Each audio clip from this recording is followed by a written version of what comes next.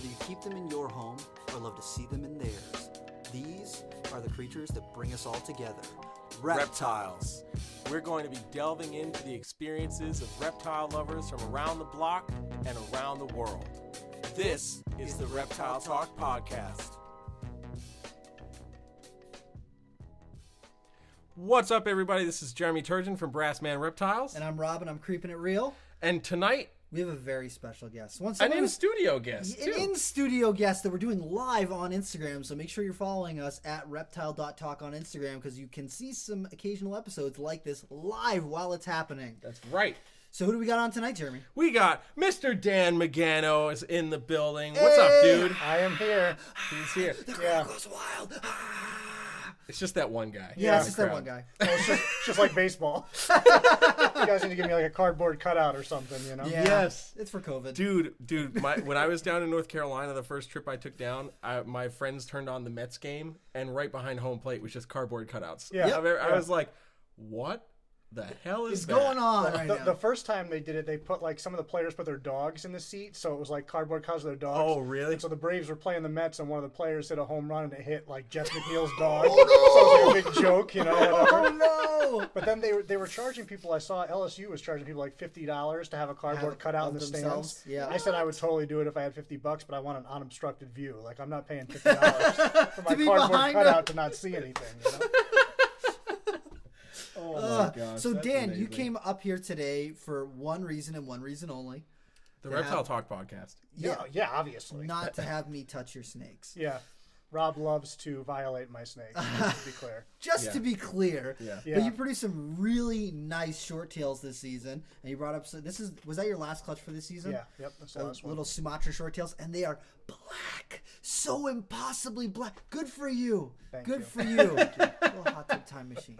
That you actually didn't get cursed this clutch. You actually got a decent amount of females. This is like a first in the past. I don't know how many years. Because my incubator, we were joking around that snakes could be like temp determined. Because my incubator was a sausage fest for like 4 years running. Pretty much. But this is the first clutch in a while that was female heavy. Which is nice because it's a clutch that I really needed to be female heavy. So I'm not complaining at all. It was worth the wait. And now, how many are going to be holdbacks? You know, it's tough because there's only 9, and there's the one baby obviously that's kinked that will not be a holdback for obvious reasons. So I'm thinking of at least keeping 2.2, maybe 2.3.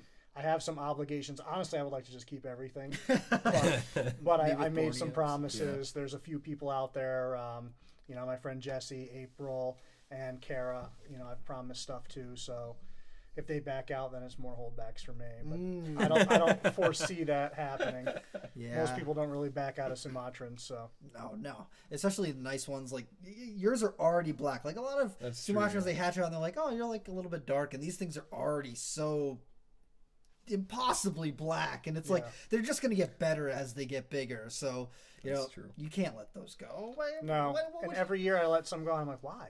Why did I do that? And especially because, like, the market for them so great. Like it's not. I don't ever have a problem selling them. I just can't produce enough. Is the only problem that I have. Yeah. So I'm trying to hold back more, and then everybody's like, "Well, stop holding them back." It's like, well, if I hold back more, then I can make more. Yeah, I can make more, and then everybody wins. Yes. Yeah, that's how I feel with my Borneos. I was like, I'll keep back a couple, and then I'm like, I'll just keep back half. Listening to Rob's plans for holdbacks and then witnessing Rob's plans for holdbacks are two very different things. Right. I'm embarrassed. He was like, no, I only want to hold back maybe 1 or 2 males, and then maybe like 2, maybe 3 or 4, like, I'm gonna hold depending back on what this they look entire like. clutch. Yeah, and then he's like, I sold like 2 or 3. Yeah. And I think I'm keeping the rest. And I was like, Yeah. You sure, buddy? I literally looked at my More Market again, and I was like, oh, I've only got like 5 things for sale or something like that. I was like, It's hard. I thought man. I had more for sale. I guess it's all holdback. Guess not. Borneos are the hardest for that too because they're so polygenic. It's like every single baby you could convince yourself there's a direction to go in with that baby. And like even the most like rudimentary wild type looking one. It's like, well, it's got a funny pattern, or A well, little bit of a reverse stripe, yeah, or there's this going on, or that color's a little off from the norm. What could I do with that? Yeah. And that's the problem I have at my house right now, because I'm a pretty streamlined person, all things considered, but Borneos really, really make that tough. Because I have like 17 different directions with Borneos, and I'm like, I have animals that I'm raising that I don't even know what I'm going to breed it to. I'm like hoping something hits me one day, because I'm like, well, this is perfect, and I just need this. I know it when I see it. I'm going to know what animal goes with that. Yeah. Astra is my Achilles heel, man. I still can't find anything. That male that you have is probably the closest I've seen Rob Ballantyne's male, that dark. Yes. I keep trying to convince him. I'm like, just send it to me on loan. He's too. like, well, send her to me on loan. I'm like, no. No. We're both just at an impasse there. Yeah. Because that would be perfect. I message him on a pretty regular basis. I'm like, if you're looking to move that one, and it's so dark, I'm just saying I got some stuff I can do. And then you think in your head, you're like, I really, really like Rob and Jessica because they're both great people. Yes. But it's like, maybe they could just fall on like a slightly hard time where he's got to part with that snake. And you're like, I'm a bad person for thinking that. Jesus, Dan. But that's what goes through your head. Rude. You're like, and then they could get babies and start over. Yeah, I'll hook them back the fuck up. Yeah. Jesus. Yeah, I'm a bad person in case anybody was unaware. At this point in time. But make And sure I- that you follow them for on the- Instagram at yeah. Magano Snakes. I really don't want anything bad to happen to either one of them. They're wonderful people. I just want to be able to hook them up with cool snakes. And if you do talk to them, always ask them which one of the twins is older, because they love that question. But Dan, you don't just have short tails. You also work with a variety of other things. I heard do. that you hate white lip pythons and They all the hate me. pythons. It's different. I actually love both species a great deal. Olives, I will admit, like everybody built them up so much. Like they're so super intelligent, and it's not that they aren't, but I think people built them up so much that I put them on this pedestal that like just doesn't exist. And then I got mine, and I'm like, I don't see anything in them where I feel like they're smarter than the short tails. You know, and I think short tails are fairly intelligent snakes, so I'm not dissing their intelligence by any means, but I don't see like that, wow, where you're working with a king cobra and you're like, wow, look at the motor turn, Right. you're working with a monitor or something like that. Like I don't see that with olive pythons. It's just food. Yeah. It's like you might Warm. be food. Oh, you weren't food before, but today. But today, now, 5 minutes after, You know you're what? food. I think you're food. Let's just test it. Let's just. And then my white lips couldn't be further apart in personality. My male is like completely awesome. I just recently moved him into a cage from a tub, and I was like really nervous about that because they're so cage defensive to begin with, and they're so nervous. But it actually seems to have worked in the right direction for him. That's good. Yeah, I mean, he ate the first time I offered in there, which was a big deal because white lips are one of those snakes where if they're not happy, they're like, no, I'm not eating. Yeah, I'm just exactly. not gonna eat. So he ate the first time, and then handling him, he didn't even musk me taking him out, which I was impressed. I mean, I used the hook to just grab him initially because he was in the back. Yeah. It's one of those snakes where if I just reach in and grab him, he's going to probably bite me. But he's great. I take him outside. I can put him in the grass. I can leave him down for 10 minutes, pick him up. Like there's nothing. That's cool. Yeah. My female. The big beast. Yeah, I'm not allowed to turn on the lights in the house. I'm not allowed to breathe. She's got your wallet. She's got your nuts on a jar on the shelf. Basically, yeah. It's like And she's big. Yeah, she's big. Yeah. She's one of the biggest white lips that I've ever seen. I finally got her out after 2 years for pictures, and like people that saw this picture, I don't know if you saw it or not. Oh, I think I did. She's Yeah. big. She's She's beefy. massive. She's big. Yeah. I don't know how. Everybody's like, well, how long is she? I'm like, if you want to come measure her, you can. But Yeah. I'm not sticking that string on her mouth because I know where that ends. Yeah. Oof. Yeah. But Measure the shed, take off 20%. Yeah. There you go. she's definitely over 8 feet. She may even be pushing 9, but I don't know for sure. Yeah. And it's so funny because her head is enormous, which white lips have big heads, but she's probably a 10-plus-year-old animal, so her head's really big. Especially because white I want to lips. hold her. Yeah, you can It's come such over a bad anytime. idea, but I want to hold her. You know what? If she's in the shift box and you take her outside, she's not bad because she's out of her element. Like most white lips, once you remove them from the cage, they're different animals. Yeah. Yeah. They're still more nervous and more flighty than a lot of species. I work with scrubs. Yeah, I mean, it's pretty similar in that regard. I think scrubs might be slightly. I don't know if they're more reactive, but I feel like I don't know. It's just a little different, but it's similar. But they're one of those snakes where all of a sudden they go behind you and grab you in the elbow because something spooks. Yeah. So I was cautious when I had her out, and I actually used the hook in one hand and my hand in the other just to kind of get a feel for her. But she really was pretty good outside. That's good. But I wonder 4 or 5 times from now outside when she's like, all right, this is my jam now. Yeah, exactly. Things may be different. So I made sure I got a picture when I had her out there. I'm like, I'm gonna need to document this. Yeah. And I'll just Photoshop myself Dan into comes a different back shirt. and it's like, you know? I held the white lip the other day. Pretty much. Like, you keep venomous snakes? No. No, she just got me good. Yeah. Lost a finger to the white. And I've heard they have like the most teeth of any python species, which I have not been bitten, knock on wood. Oof. But I don't know if that's true or not. I've only been bitten by small ones. I think the biggest one I was ever bitten by was maybe like 3.5 feet. Yeah, 3 foot. Yeah, but that was. Yeah, she has a head like enough. I would say like a 9 to 10 foot like mainland retic head on her. Oof. So and with bigger teeth and whatever, like I really don't. I'm not one of those people who's like, I don't want to get bit, but I don't want to get bit by her. She's the only snake that like I sweat when she starts getting moody, and I'm like, oh God, here it comes. That's fair. Yeah. And I know she knows, and like. I've accepted the fact that I am a part of the problem. Yeah. I can't fix it. You know, she still gets my number. That's awesome. At least you're aware of it, though. Yeah. So many people would just be like, "I'm gonna smother it with love until it loves me." It's like, no, I'm part of the. Well, part of the not only that, process. but I think to that point, a lot of keepers don't understand that sometimes certain snakes are just meant to be snakes, and they're just meant to be looked at from afar. Yeah. You don't need to be hands-on. It's nice to have them be hands-on for the pet aspect and if they need veterinary care or whatever it might be. But, you know, sometimes we have to accept the fact that certain snakes are just never going to cross a certain point. They're going to hit a wall, and that's it for them. Mm-hmm. And so that's why I did the shift box with her. It's just less stress on her. It's less stress on me, but more so for her. Like, you know, if I have to get her out, I'll get her out. But if I can get her out without her having to, you know, stress out and musk and strike the glass 22 times, like that's a huge benefit for her. 100%. And so I've been working with her slowly, and I need to get back on it because I haven't done it much lately. But teaching her that if she goes into the shift box on her own, that we can just have a peaceful interaction. And they're smart snakes, so after a couple times she was doing it a little bit better. But now I haven't worked with her as much, and that's one thing I found with white lips is like the repetition is important with them. Yeah. Like a short tail, you get a short tail tame, I could probably leave the thing in the cage for 2 years, come in, pick it up, and the personality is the same. Yeah. But with the white lips, I find when you get them to a point, you have to keep working with them at that point consistently. If you drop back, then they kind of regress.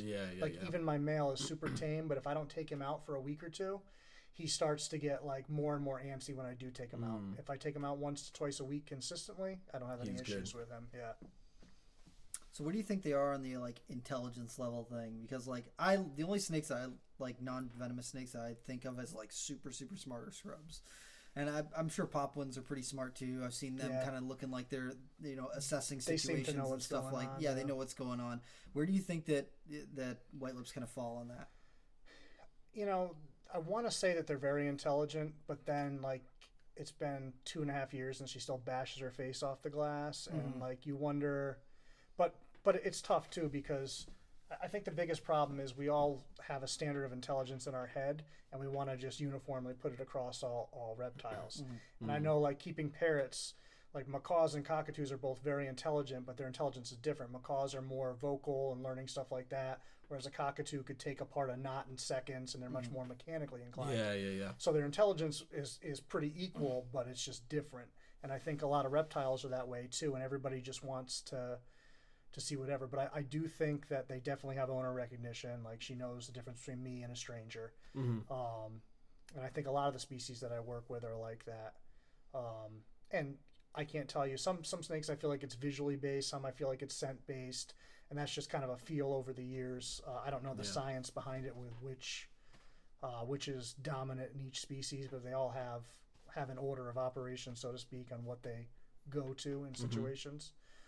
But I do think that they're very intelligent snakes, especially like the male. I can see, and even the female, I can see progress from one session to the next, where it's clear that they're going, oh, okay, this is this again, and building on that. It clicks in the brain. Yeah. So the only part that's failing is me not staying as consistent as I need to be, which is hard with a collection my size and working and everything else. Yeah, for sure. You know, it's an excuse, but it's a valid one. It's a valid one, yeah. Work 45 hours a week, and then I have 120 animals that I'm the sole care for.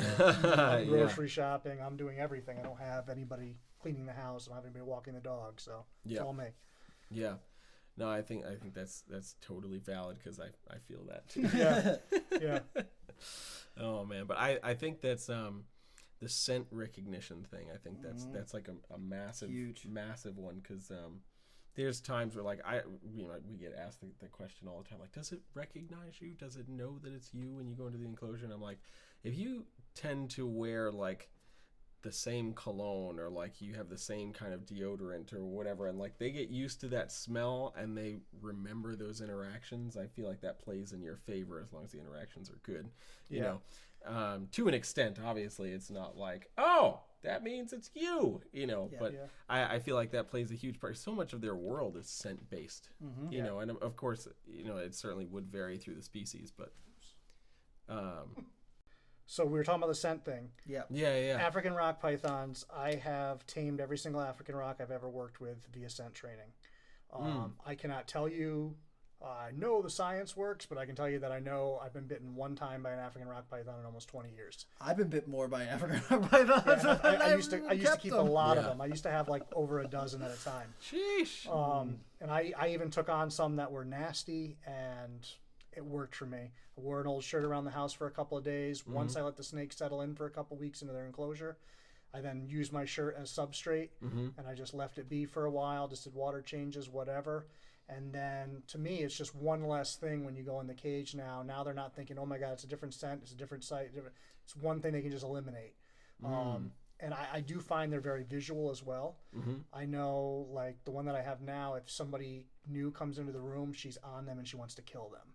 And, like, she's great with me. I mean, I can take her out and do whatever I want with her. She doesn't care. Yeah. I got in an argument with this guy one time. I was like, dude, I can literally do anything to that snake. I said, I can give her a noogie right now. He's like, you can't give a noogie to an African rock. And you're like, Gah! I opened her cage. I did not even use a hook or anything. I just reached in my bare hand and, like, scratched her head like this, and she just sat there. And he's like, are you kidding me? Like, I did like a live video with him. I was like, dude, I'm telling you, like, I worked with her. I'm at that level now. Yeah. And it's funny because she has like certain rules that she's established that I have to follow. And she does not like to be removed from her enclosure. She likes to come out on her own. Easy enough. And she does. Like, it's not like I have to, once in a while, if I'm busy, I'm like, come on. Like, I'll touch her with the hook a little, like, come on, let's speed it up. But she likes that. If I let her come out on her own, she's great. If I don't, she'll coil around my arm as like tight as she can. She'll turn my arm purple and black, like so tight. She won't bite me, but she'll let me know like this does not work. This is not how we do it. So she's trained me probably more than I've trained her. But it's funny, and I listened to the episode where you guys were talking with Savannah, and she was talking about that, which is so true, where we have these relationships that we build with animals, and we know what our criteria is, but we don't know what theirs is. We just assume. And so you could have a great relationship for 15 years, and one day you cross a line that you don't realize you crossed, and the animal lets you know, like, no, this doesn't work. Yep. So you always have to be aware that that's what's going on. And people are like, oh, it turned on you. It's like, well, it's not turned on you. You crossed the line that you didn't know was there, but that's your fault. It's not the animal's fault. It's communicating to us. We just don't know how to read everything that it's exactly. I think that one part, I mean, that whole episode was great, but I think that one part of that is like huge, and something that a lot of keepers, even keepers who have been keeping for a while, don't fully grasp, especially if they only work with a handful of different species that are fairly typical and common to see in the industry and pretty easy to deal with. They get into a situation with a species they're unfamiliar with, and they're like, it's just whatever. But those terms are totally different with that species. Well, that's like, it's always weird to me when you go and you handle somebody else's snake. Like, I'm more uneasy with, even if it's a species that I know really well, like I have no rapport established with that animal. So I know that the level that it's going to tolerate is less with me than it's going to tolerate with you. And it's funny, like I've sold you snakes that were great with me, and they were horrible with you. They hate me. Yeah. They hate my guts. It's a species you're very well versed with. I know how to hold as them. much or more so than me. Yeah. And it's just still. And then I remember I did that program with Josh when he was at Nerd Yes. with his Tegu, and it like bugged out on me just because I'm holding it different than how he holds it. Yep. But I wasn't doing anything wrong as far as procedural. But to that animal, like this is different, this is bad. Yeah. And that was a totally tame animal that's great with him. That just was like no. And Yep. they took it back and it just sat there and made me look like a total Yeah. idiot. You know? But that happens. Don't let him hold the tegus. It's a bad thing. Yeah. You know, and you just don't know what part of what you're doing. Like we always tell people with short tails, like, oh, support their body, and then I'll carry like 3 in one hand. And I got it on one hand. We're cool. And they're totally fine They're because chill. they know me and they know like I'm not going to do anything. But all of a sudden, a new person does that, and I'm like, oh no! And then they start helicoptering their tail like all around, and then they start peeing, and I'm like, no, support. Oh, God. You've been pissed off. It's literally do as I say, not as I do. You Yes. feel like a parent when you're giving people snake advice because Sometimes. because it's a lot of what it is I'm doing this because I know the animal. Mm-hmm. And I posted the other day, I don't know if you saw, but I was laughing at all those people that were giving Matt Wright crap. Like he's working with the crocodiles, and they're all like, you know, you're becoming way too complacent. It's like, I'm pretty sure he knows what he's doing. Yeah. He's probably one of the most at ease people I've seen working with crocodiles, and the way they respond to him is different than a lot of other people I've seen. There's some great people. I know Gatorland has some people down there that are pretty good with it. Mark or Mike or Mike. Oh yeah, Mike. Yeah. He's pretty good with stuff like that as well. Good, but he still knows when it's time to run. You run. It's Don't time turn to run. around. Run. Yeah, dude, that was when we were what was that with the saltwater Salties, crocs? yeah. He's me and Rob are up on the platform, and Donnie's down with Mike closer to the pond, and Donnie told us afterward. Mike was like, "If I say run, don't say what." Just run. Yeah. Don't turn around. Don't look. Like, just go for the door. Yeah, Crocodiles are much different than alligators. Yeah. Oh yeah. You have for so sure. much more room for error with alligators than you do crocodiles. And a big 15-foot salty is not going to Nothing, stop. man. It's Yeah. just going to freaking Freight train keep you. going. Yep, Yeah. that and the swing zone's totally different. Yep. Like you have rules that are completely different. And you can work with alligators your whole life. It does not prepare you for that jump up. Like it gives you some base, but you've got a lot of work to do. Yeah. For sure. Oof. Yeah. You love alligators, though. I do. If I could keep them legally, I would. I would definitely. And it's tough because that's another species like African rocks. I say the same thing. Like it's not a good pet for 99% of people out there, and an alligator's not either. It's not really ever a pet, really. Yeah. When you get down to it, but you can build a good relationship with them, and as long as you're willing to understand that has its limitations, then I think that you can work with them, as safely as possible. That's how I feel with Wally, because Wally, Kevin has raised, is one of our alligators at Nerd. Kevin's raised her from 1995, and she's been at the building that whole time. And when he goes in there, she is like right in with him, and he very thoroughly understands their relationship. Although this winter, when we went to move her from this place to the old place, she felt like some boundaries were crossed, and she gave us all a run for our money getting her moved out. Hotspot sucks. That's true. I'm sorry. It's okay. But I think alligators are incredible. And, I used to think, because I feel like it was kind of the common train of thought, that alligators are not very smart. Yeah.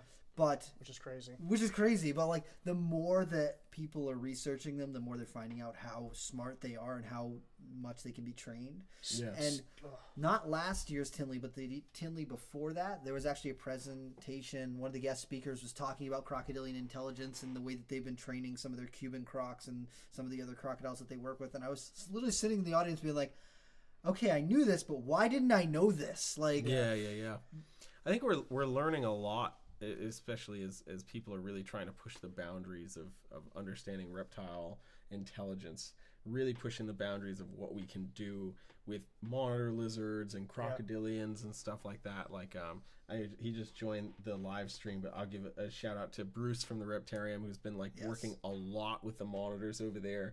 The biggest thing that always stands out to me is their night Nile, Abasuku, big black Nile monitor, but they can just go right in and take it out, and it's, for the most part, that's a species that is known to be. I worked with a Nile years ago that was great. Yeah, and it's few and far between. Most of them are assholes. Yeah, they want to kill you on sight. But we had one. He was big too, and just great. The only thing you had to be careful. He had a kiddie pool in there for him to go in. And we used to have volunteers that loved to like throw rodents in there for him. So if you're cleaning and you're moving your fingers around, you think, He's like, ooh. But I used to just keep like a paper towel roll and just touch his nose, and that was enough to let him know, like, okay, no food is coming. Yeah. But yeah, I mean, you could go right in the enclosure with him, sitting there, scrub, clean, care. You could pet him. Didn't care. Yeah, it was great. That's really great when you were able to have enough of a connection with the animal where they can just do their thing. Yeah. You being in their enclosure or around their enclosure means absolutely nothing to them. Yes. You know, that's so key. I terrified a friend of mine one day. I had this kid, and he used to always come just to try to borrow money from me, and he was not familiar with reptiles at all. So he came in one day, and I had that particular monitors that he had like double doors in the front, and I had him open into his like enclosure. I was cleaning it, and he had no desire to come out. A lot of animals, if they're comfortable in their enclosure, they just stay in there. Yeah. And so he had no desire to come out, but the doors were open. My buddy walked in with a bag from Dunkin' Donuts, and I'm like, "What are you doing?" And he's like, "What do you mean?" I said, "They love donuts." I'm like, "He's gonna come at you." And he's like, "What do you mean?" I said, "Where they come from, that's one of the things that they feed on is donuts." And he's like, his face is like flush. I'm like, "Dude, do you think that there's like a donut shop out there?" Like, no. But when people don't know, it's really easy to mess with them. And it was just great. Meanwhile, you probably could have thrown the donut in front of the thing and be like, "What the hell am I supposed to do?" Yeah, right. What is this? All of a sudden it grabs it. It's like white rodent and thrashes it, knocking it all over the place. Absolutely wonderful. That'd be hilarious. He was like terrified. I'm like, "No, I'm just kidding."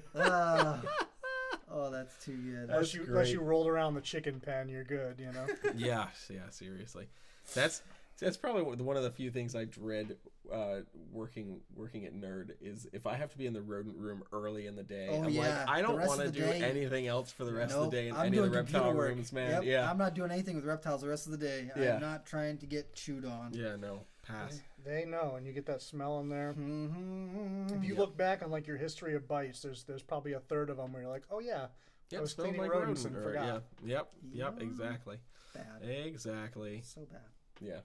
And olives treat you like that all the time. It's like you were just in the rodent room. Is it appetizers anymore? It's like so do wolves I don't even and own blackheads and stuff too. A lot of that Australian stuff is like food. You touched a rat 6 weeks ago. You are a rat. Yeah, right. Right, exactly. Matter of fact, this tub might be a rat. Chewing on Australian stuff, man. If your Australian stuff's not eating. Yeah. Then you really know something's wrong. Yeah. Either it's gravid or there's something wrong. Yeah. Yep. So Dan, you've had a really sordid past. You didn't always just do like focus on short tails and do like the stuff you're doing. Huh? Yes, you've had a very sordid past. You kept venomous for a while too, right? I had a couple of venomous snakes early on, which I was not supposed to have. You lived in Pennsylvania. It was legal. No. I mean, I would rather be honest with people and learn from mistakes. I didn't get in any trouble from it, but it was really stupid. That was like probably 14 years ago now. Yeah. But yeah, I had a sunset phase albino monocled cobra. I worked with a couple rattlesnakes. But that monocled cobra, that was like my baby. That was my dream snake. I had to have it. Mm-hmm. And I was like, I don't care. And it was really stupid on my part, though, because living in Connecticut, there's no antivenom at the hospital for you. And monocled cobra venom can act pretty fast. Yeah. So had I gotten bit, there's a pretty high percentage I was at best going to lose a digit. I was going to say, at least lose... I played with the monocle cobra. Yeah.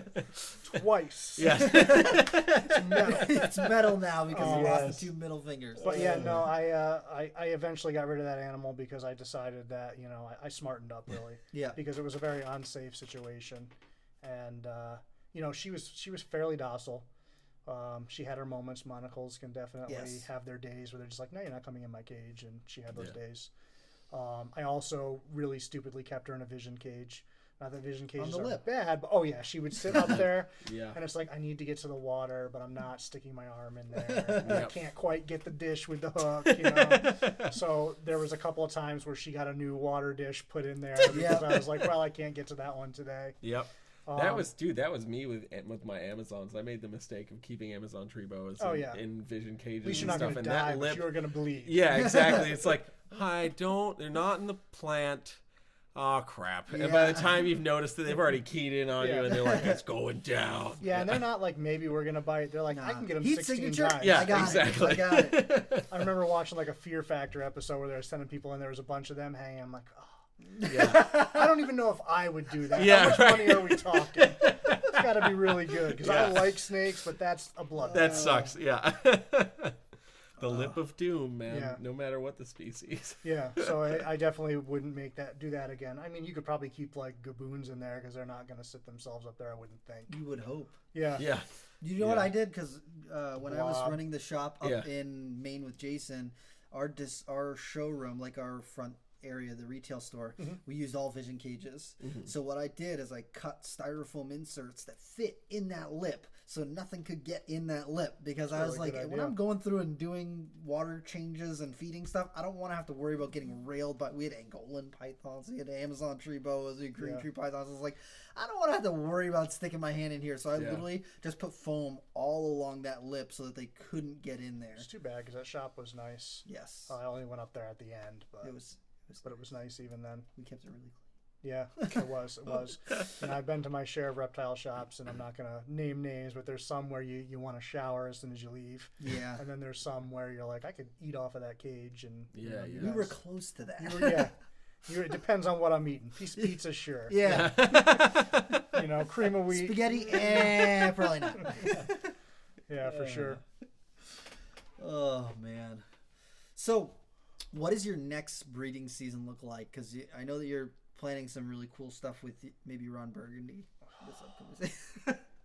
I'm planning it again. Did I hurt your feelings? Is Ron planning it is the question. And we are always at the mercy of our animals. So Ron Burgundy's a super special red blood python that you've got. Yeah, so it's actually the first blood python pairing that I did.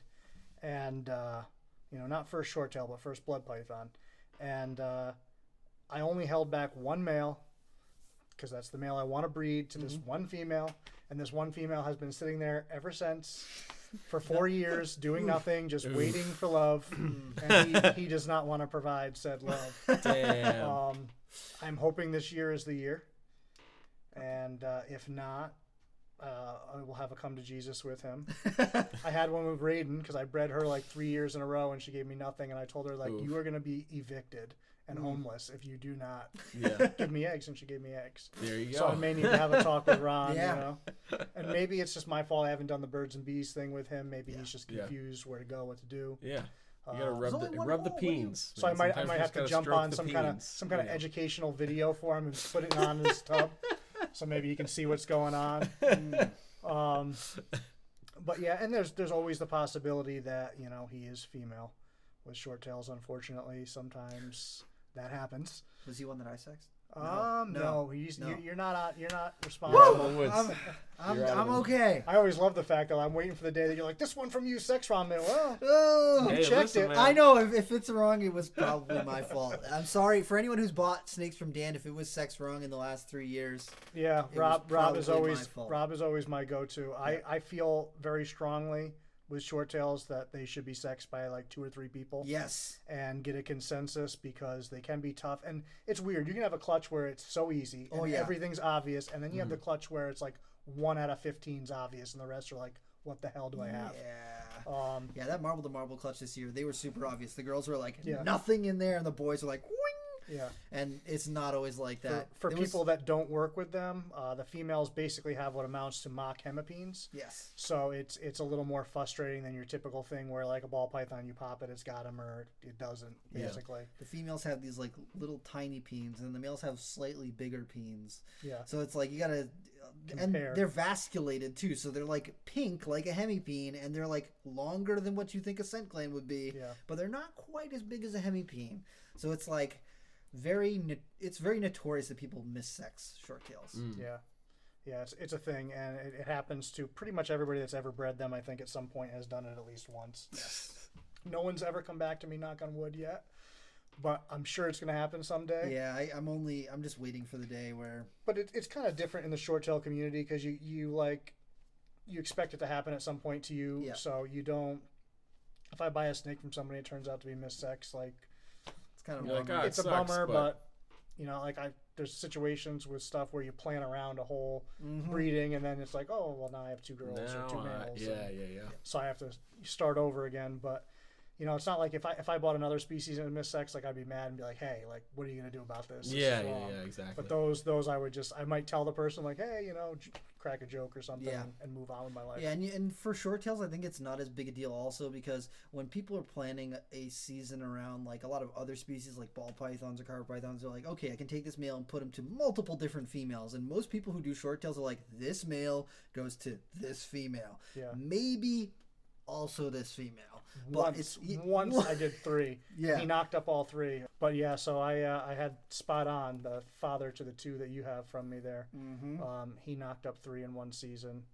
And that wasn't even necessarily intended. Like I bred 2 females and then he was done. And I had another one that I'm like, wow, she seems like she's ready to go. I'll throw him in and see what happens. I put him in there once and eggs. Boom! Yeah. Yeah, he was it sucks that I lost him because he was like dynamic. Yes. He's literally never put him in with a female that didn't give me a good clutch ever, not once. Wow, that's pretty crazy.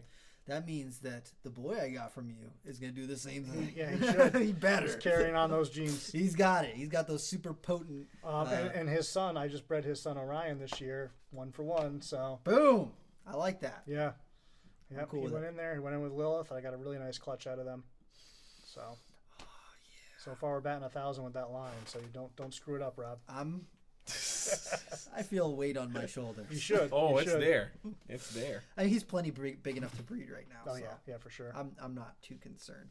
I just worry the girl will. Maybe she won't go. We'll see.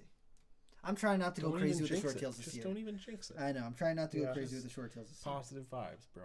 Yeah. It's all good, all positive, all good.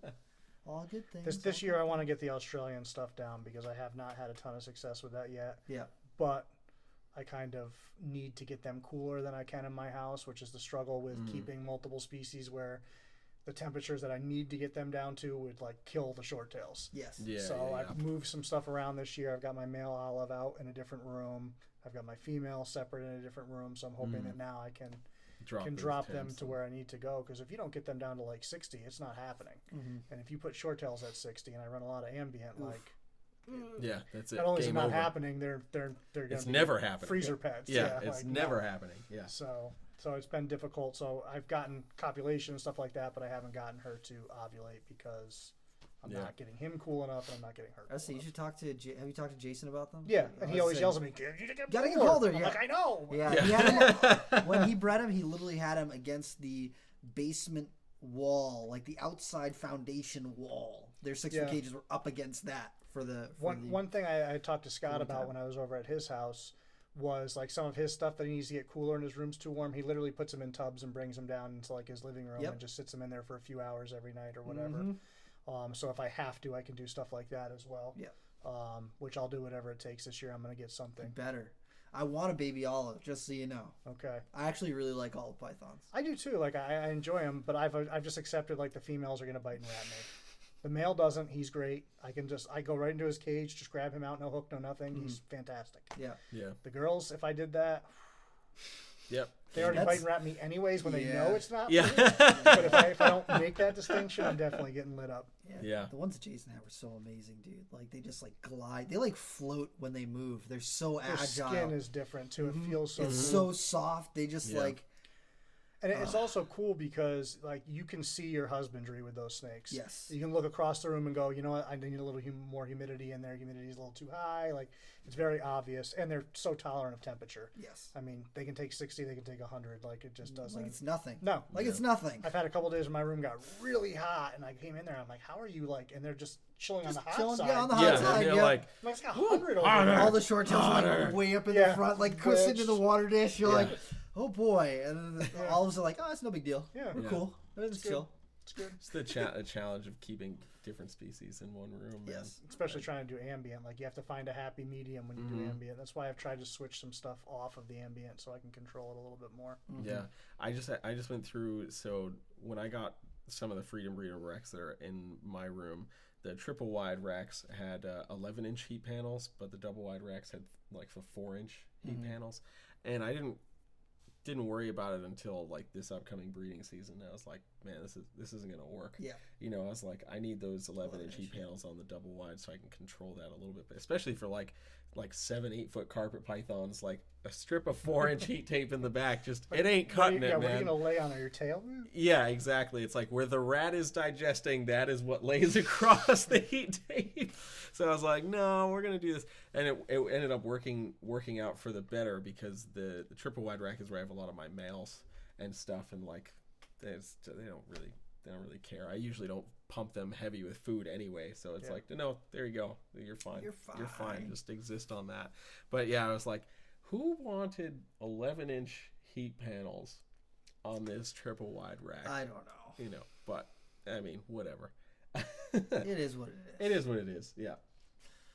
So Dan, you also have spotted pythons as well. I do.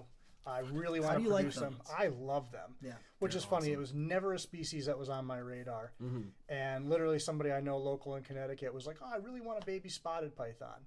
And, you know, she had one other snake, so she wasn't like really in the community. So I'm like, well, let me look around and see what I can find for you. Mm-hmm. So I started looking around for her. Mm-hmm. And then I'm like, these are really cool. You know, like I had seen a few of them, but I never really thought much of it.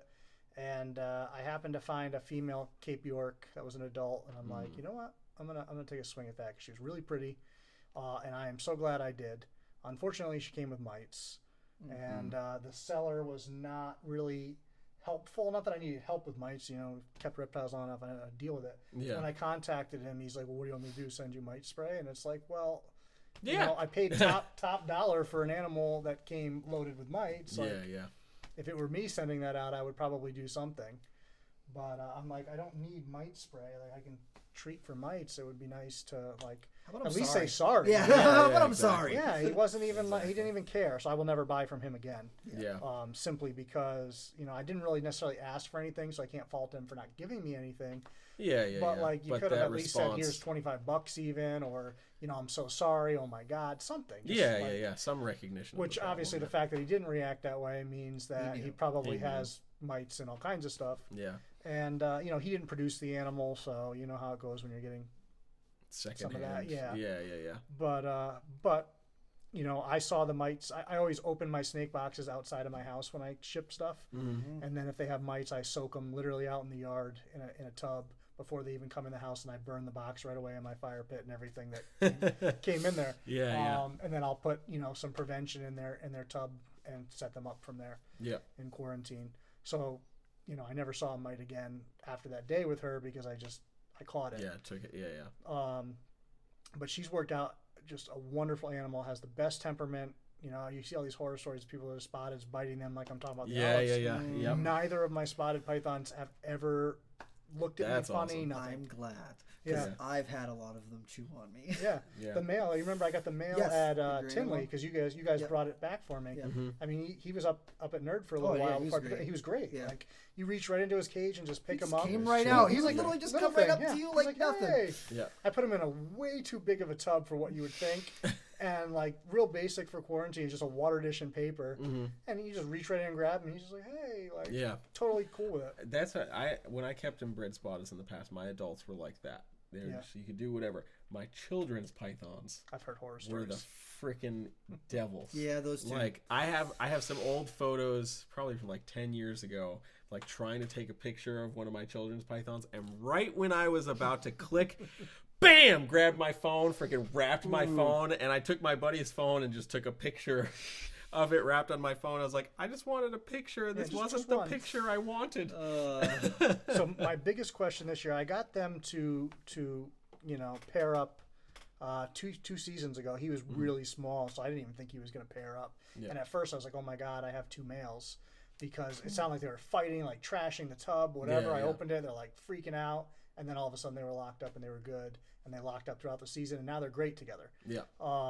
But I don't know what's going to happen this year, because I've moved her now into a 4x2, and he's like so freaking small that I'm afraid he's going to go down into like the door dam of like the AP cage. Yeah. I'm like, I don't even know if I can pair. I might have to move her back to her tub to let them pair up and then put her back in the cage.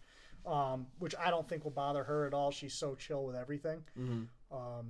Before I had her cage, heated and everything. I just let her like roam around in there a couple times, and she was all about it. Yeah. And she's another one I can just reach right into her cage and grab her.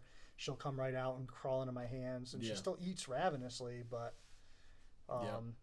they're such a cool little species. They're a pretty smart snake for that size. You think of snakes that size and like, Yeah, that's what I was thinking before I really worked with them. Even when I worked with them, I was like, it's just like a little tiny snake. It's gonna act like kind of like corn snake, where it's like I'm being predated on, and and freaking out. They definitely, some of the ones I worked with show that they got a little bit more going on. Yeah, and then I have water pythons as well. Those are cool. And I had one that was awesome, and she died. And I don't know what happened to her. I mean, she was awesome. She was doing great. And then I went on a trip. I came home and she was dead. She was on ambient, so it's not like she overheated, because that was the first thing that I thought. And the room did not get that hot. I mean, they don't like it hot, but it would have to get into like the mid 90s to cause a problem at all. And even then they can tolerate it. But yeah, so the adult pair that I have are flighty as hell.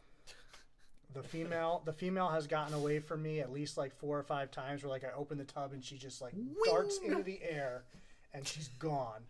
And the most recent time, I used to have an African gray, so her cage is still in my living room. I've just never taken it out of there. It's been in there for years since she passed, and I just don't have the heart to move it. Like, I still need it there for sentimental reasons. Yeah. But this rack that I keep, because I keep the Australian stuff in the living room so it's cooler, was like 6 feet away, and before I could even react, she was up into the bird cage. And I'm like, so then I'm like trying to hold on to part of her and coax her through where I. Yep. It took me a while, but Dude, I got that's her. always the worst. They don't want to bite; they just want to fly. Move. Yeah. And They pee on you? no, she's just flighty. The ones that I worked with peed a lot. They're peers. Yeah.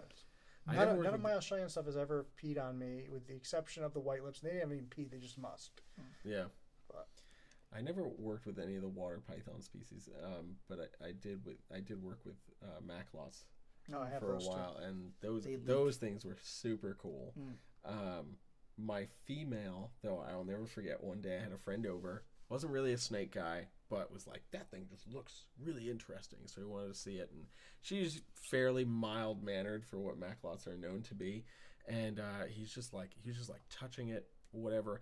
And I saw her make a little twitch of the head, and I was like, dude, I'm gonna count to 3, and you're gonna move your hand really fast back to your body. And he was like, what? And as soon as I hit 3 and he pulled his hand away, it was like simultaneous. Like, she knew I was counting 3, and that was the countdown for her to strike, because it missed him by like half an inch, and he was like, dude, you saved my life. And I was like, she's only 4 feet long, bro. It wasn't that big of a deal. But I get it, their bites do suck. my 2 Macs, man, they are both like just driven to bite me as often as possible. Oof. And I've even tried, like, I will not. I refuse to wear gloves. I just will not. I'm not that person. It will never happen. I would rather get bit and deal with my dignity. That's how it is. But I'll wear a sweatshirt with them, and I'll just let them crawl on my arm. Just drill in the sweatshirt right into my arm, which obviously doesn't save me. I'm still getting bit. Yeah. But it's like anything. They just want food all the time. And I am perpetually, like, I am a big proponent of like feeding light, and they are mad about that. And they have a pretty high metabolism, so you can feed them a lot more. Yeah. But I'm just like, you're gonna eat on my schedule, and they're like, well, we're just gonna keep biting you. Yeah. And so that's where we are, and we're not making up any ground at all. Yeah. If I take them outside, they're all right because they're just focused elsewhere. But I have a video from like a couple years ago of my male, like, outside. I'm sitting on the ground, and he's just attacking my like thigh, and I'm like, "What is your plan?" He's like this big. Yeah. And I'm like, "What are you gonna do?" Like, yeah. I had a retic stalk me outside one day. He was a male tiger. He was probably about 6 feet at the time, maybe. Yeah. When they're 6 feet, they're still really thin. They're not. They're not. They don't really fill out until they get into like that 8-foot range. Right. And so I'm sitting in the grass, and I look over, and I'm like, he's stalking me, like food stalking me. Yeah.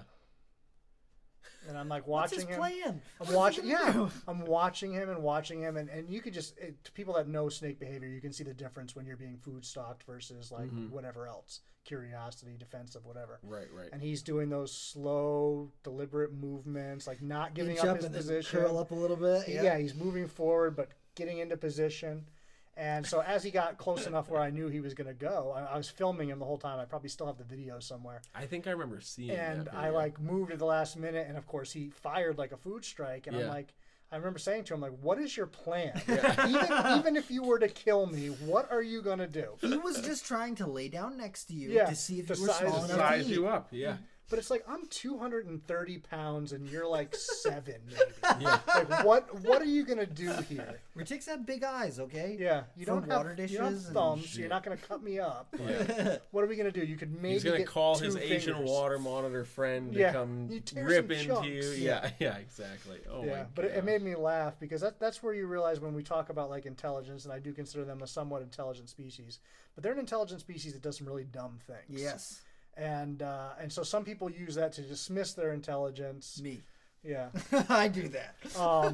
They are intelligent, but there's certain things that they're just stuck on an instinct. Yeah, Shuts them yeah, off. And their instinct is like when they're in food mode, like there is no telling them that this is not. Once they're at that point, you can use a hook and you can break certain food responses, but there's some where even the hook is not going to stop. Yeah, it. Exactly. they're like the When food. The hook is food. Yeah, Like that, when I like first that damn moved video here, with that chick. It's like this snake is giving you yeah. 17 signs that it is looking for food. Yeah. Yeah. Let's just stick our hand in Yeah. its face. When I first moved here and had stuff downstairs, obviously the rodent room is right there, and it was the first time I couldn't turn off my female retic's food response, and like usually I could go in there, tap her with the hook, no problem, good to go. So yeah, when I got her down here, it was like the next day I went to just check on everybody, see how everybody was doing, and she was right up at the front, and I was like, all right, whatever. I noticed like she had tipped her water, so I was like, all right, I'll go in there, grab her water bowl. As soon as I opened it up,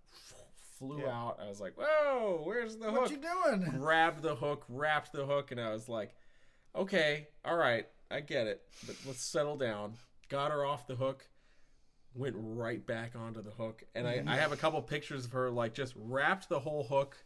I took a couple pictures and I sent them over to Kevin. I was like, bro, this is ridiculous. Yeah. What extra tricks do you have to turn off this food response? Because Yeah. I don't know. And then it's weird. You see people that like keep their snakes and rodents in the same room, and their snakes like not giving them a food response. Like, Yeah. So they just become desensitized to Right. it until it's literally right in front of them. So my snakes, a lot of my snakes won't react to live food. I feed almost exclusively frozen thawed. So I could bring live rats into my snake room, and I can go. I've done videos before too, because with the people that are like, "Well, food aggression because you feed in the cage." I'm like, no, Yeah. that's Right. not why. So I literally did a video with some snakes where like I brought live rats into the room and I handled the live rats and then I took out my short tails. And I'm like, no reaction at all. And then I picked up a frozen thawed and you could watch like the second where the snake switches on to, oh, this is a food source. Yeah. And they're smart like that. Some of them. Some there's no hope. But yeah, so it's weird how they do that. But if I thaw food, even though it's several rooms away, like you just They pick know it when up. you walk into my room and everybody's at the front, I have to start opening drawers with hooks because Yep. otherwise they're coming down and swinging because they know right where my hand is. Even in the tubs they can't see through, they know It's where right I there. grab. Oh yeah. That's probably the most quote fun is when we have to feed any of the snakes down in the basement. That those 2 CB70 racks where Kev's got some of those ball pythons, they're all opaque bins.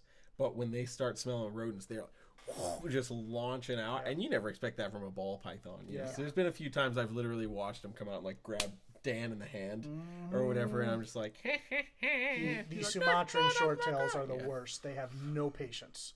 And I have 3 or 4 of them that are still small enough where they're in my ARS rack, and it's like I could stick my hand in their face when I'm not feeding, but once they smell rats thawing in the other room, even if I'm not It's feeding game them, over. you're not getting in there and doing anything tonight because it's just done. One of my Borneos is like that. I have a few Like, Borneos too. Yeah, it's like as soon as the smell of rat or rodent at all enters the room, they're like, what? It's mine. Yeah. Yeah. Yep. It's the moment I've been waiting for. What if it was a pinky mouse? Like, what are you doing? You're 4 feet long. And what are you doing? It would try to eat it. 100%. And it would be doing like an awkward the weird yeah, exactly. I'm killing it. There's a few times I've like needed to get rid of something, and I'm like, all right, this is too small for you, but I'll give it to you. And you like watch them struggle, and you kind of feel bad. You're like, okay. You're like, they're trying to get a coil on it, and they can't. Yeah. And, like their mind just keeps like, I got a coil. Yeah. They're like the death roll of just trying to coil that. You're like, just try and eat it. Yeah. Just try. Yeah, it's already dead. You don't even have to do that. Yeah, exactly. My berm is that way, and I know Rob is a huge berm fan. But I have to turn the lights off in the room, and I have to leave dead prey in his cage, and I have to leave because you'll hear him like 10 minutes later violently strike this item that's been in his cage for 10 minutes, has been dead for 3 months in the freezer. Yeah. I mean, they're known for their intelligence. Yeah. And you just hear him like rolling around. I will say to Berm's defense, a wild caught berm versus what captivity has done to them is much different. Oh yeah, captivity has made them extremely stupid. Yeah, extremely stupid. That's fair. That's fair. And I know people love berms, and I get that, but like at some point you've got to admit like they're not intelligent. They're not. Yeah. You know, wild ones, yes, they because they have to be to survive. They're a little bit different. Yeah. But yeah, like albino berms especially, like there's an animal that was inbred so much that it's bad. Yeah, they can count a potato. Yeah, they can. They're like an old monarchy. Like they've been in the family for a long time. Yeah. It's starting to show. Yep, I've got my 4. I like my 4.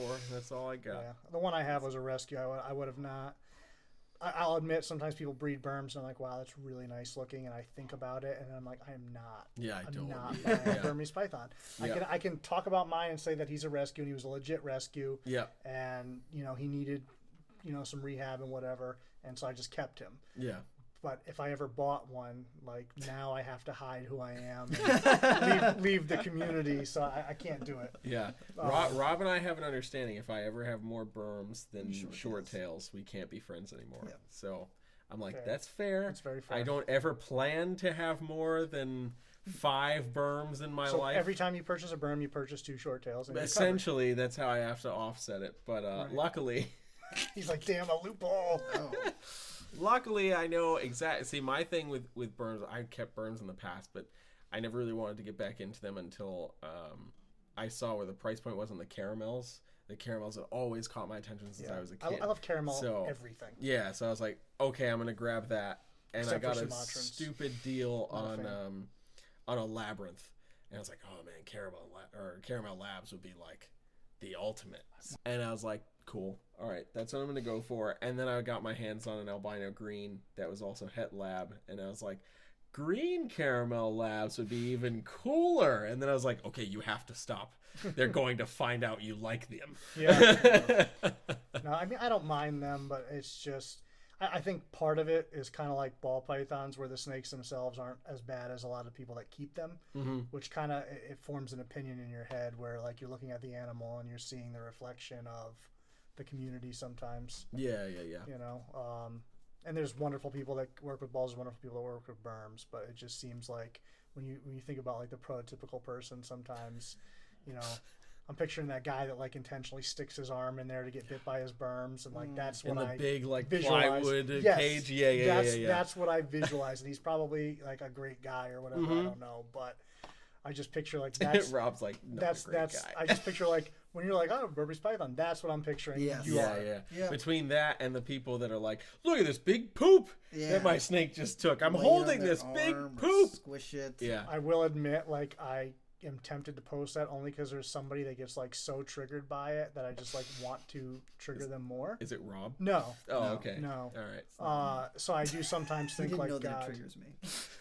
No, he does. No. Big poop. I did. Big poop trigger. I did because you've sent me like pictures before where you're like, why is this guy doing this? I don't understand. He's laying a giant poop on his arm, and he's like, look at how big my berm poops. And I'm like, why? Yeah. Whoa, dude, it gets in why? the ladies. Really, the only time that I ever take pictures of that kind of stuff is if somebody's like new to it, and they're like, well, what should I expect? I'm like, this. I only do That's that fair. if it's a really small short tail with a really big poop. I'm like, where it's like, how did that even come out of their body? yes, yeah. It's incredible. That's sometimes. bigger than an egg. Yeah. Like, I actually weighed a poop once because I'm like, I gotta know. I put it in a plastic bag and I put it on my scale and it was 3 pounds. Holy my crap. I mean, it was a like a 28-pound female, but still, yeah, it's that's a lot of shit. poop. Yeah. And then I had one female, another one that I weighed one time because I was like, that's ridiculous.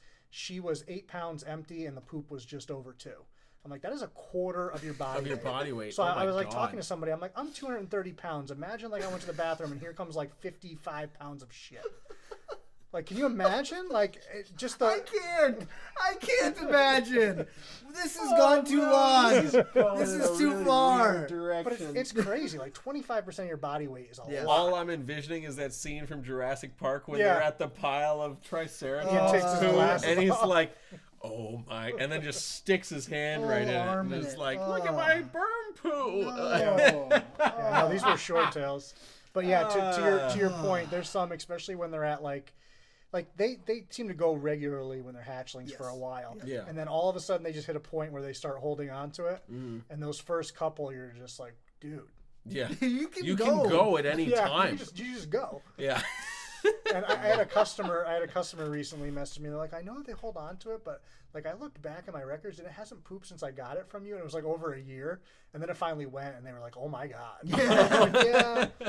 You know, and I always tell people like, there's a point to me where like I have to imagine the animal's uncomfortable holding that much. Yeah. And so if they get to a point where I feel like it's been too long, or sometimes you can palpate and feel like there's a particular urate that's stuck, then I might throw them in a swim them in the tub a little bit, or take them outside, get them to move around a little more. Yeah, exactly. So I think half the reason short tails hold as long as they do is they're so sedentary. Yeah.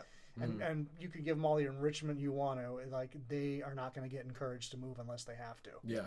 And they're a snake that prioritizes security over everything. So if they find a spot where they're comfortable, like they won't even go to get water for a week or two sometimes. Like they'll just stay there. They do seem to like fresh water. So I notice a lot of my short tails right when I change it, they'll come over and get a drink, and then they don't touch it for like a week. Yep. Yeah. You know, even if I come in, unless I come in and change it again, then they might. But that change where they haven't drank in about a week or week and a half, they're like, oh. Here we go. Yeah. Oh man. All right, so we're getting close to the wrap up time. Yeah. But before we do, we have the final closing question. Question. I've listened to this how many times and I'm still not prepared. Yeah. So Dan, what in the realm of reptile, be it in something in your collection or something you've seen scrolling online, because that's all we ever have time to do in these times, has got you really excited?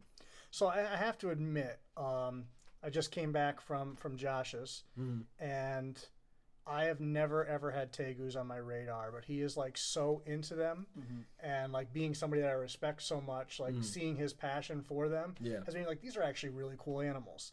And like I've always thought if I got a lizard, it would probably be like a black dragon or some kind of water mire, and those coming eye are pretty amazing. Those coming too. eye are pretty sweet. Like those, especially seeing the adults in person now, because you can see them in a picture but in person, wow.